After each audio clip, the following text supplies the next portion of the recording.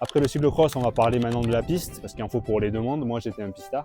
La piste, elle va permettre, comme le cyclocross en hiver, de rester stimulé, motivé, d'avoir cette envie d'aller rouler, malgré le fait qu'on n'a pas de compétition sur route. Et par contre, d'un point de vue technique, elle va en apporter aussi, mais ça va pas être la même technique que le cyclocross. Le cyclocross va aider dans les descentes, dans les virages, etc.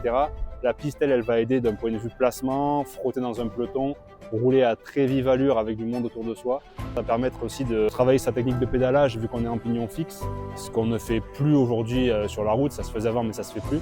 Ça va permettre de travailler techniquement d'autres choses et aussi de travailler physiquement d'autres filières.